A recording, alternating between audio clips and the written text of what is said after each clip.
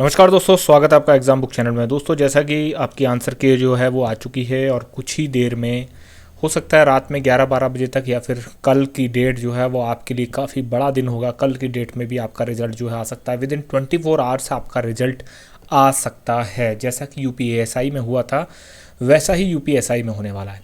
ठीक है, तो भाई आपको ये तो पता चल गया कि कब कब कैसे कैसे आपका जो है किस दिन आपका जो है वो डीवीपीएसटी होगा वगैरह, ये सारी चीज़ें पता चल गई हैं। देखिए, जो चीज़ें हमें पता चली हैं वो मैं आपको बता देता हूँ कि देखिए आपकी थी 54 शिफ्ट। ठीक है, मैं बहुत पहले से ही कहता चला आ रहा हूँ कि नॉर्मलाइजेशन जो है काफ़ी बड़ा एक एक डरावना सच है। नॉर्मलाइजेशन इस बार भी आपको सबसे ज़्यादा परेशान करने वाला है। ठीक है, तो इतना इस चीज़ के लिए आप तैयार रहिए। नॉर्मलाइजेशन में कम से कम, मैं बता देता हूँ आपको, मिनिमम जो आपके मार्क्स जो हैं वो इधर से उधर होंगे वो हैं 10 नंबर। मिनिमम कह रहा हूँ मैं, और मैक्सिमम का तो खैर कोई अंदाज़ा ही नहीं है। जिस तरीके की चीज़ें जो हैं मुझे पता चल रही हैं उससे ये पता चल रहा है कि, और इसमें कोई भी बच्चा ना ऑफेंड ना हो, ये सच्चाई है जो कि आपको कल तक पता चल जाएगी। ठीक, आपका ये भी हो सकता है कि अगर आपके 120 क्वेश्चन हैं तो हो सकता है कि आपके 115 या फिर 110 तक आपके चले जाएं। मतलब देखिए, अगर 10 क्वेश्चनों का अंतर आता है तो 25 नंबर हो गए। ठीक है, और 15 नंबरों का है तो आप लगा लीजिए कि देखिए एक तरीके से यह है 10 से 15 जो क्वेश्चंस हैं, ठीक है, उनमें आपका फेरबदल रहेगा।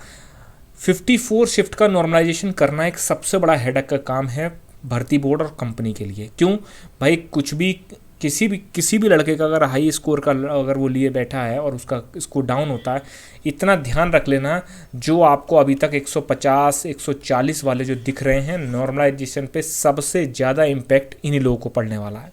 ठीक है, 140 से बिलो 130 की लाइन वाले जो बच्चे हैं या 100 to 130 वाले हैं, सबसे कम इम्पैक्ट इनको पड़ेगा। क्योंकि कॉमन सेंस के क्वेश्चन है, कॉमन सेंस की बात है कि अगर कोई बच्चा 160 में से 150 या 145 क्वेश्चन लास्ट से ठीक कर सकता है, इसका मतलब उसकी शिफ्ट बहुत ही ज़्यादा सिंपल थी कंपेरेटिव अदर शिफ्ट से। ठीक, जिसके बच्चे के नंबर इतने हों 140 45 या 150 हो, वो अफेंड ना हो। क्योंकि अगर आपका 150 पे अगर आप लिए बैठे हैं तो अगर आपके 20 क्वेश्चन भी कम होते हैं तब भी आप 130 पे रहेंगे, और जो कि एक सिलेक्शन जो है वो क्राइटेरिया है। ठीक है, दूसरी बात मैं आपको एक चीज़ बता देता हूँ कि जो बच्चे ये सोच रहे हैं कि मेरे 100 हैं मेरा नहीं होगा, या फिर मेरे 102 हैं मेरा नहीं होगा, 110 हैं मेरा नहीं होगा, तो दोस्त इतना समझ लेना, नॉर्मलाइजेशन का जो दर्द है वो 2016 वालों से पूछ लो।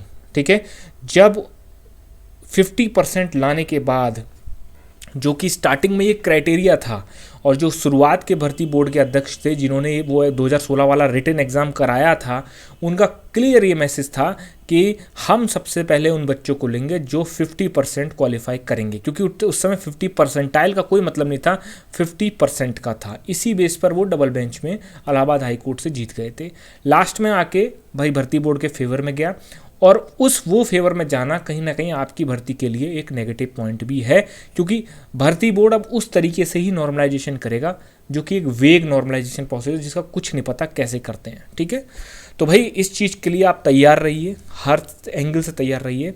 अगर किसी हायर स्कोरर बच्चे का, हायर स्कोरर का मतलब कहता हूँ मैं, अगर कोई मान लीजिए 110 120 लिए बैठा है और किसी कारणवश अगर उसका नॉर्मलाइजेशन से वो बाहर हो जाता है, तो उसमें अपने आप को दोष मत देना। ये सोच लेना कि ये नौकरी आपके लिए नहीं बनी थी, आपको कुछ और ही करना है लाइफ में।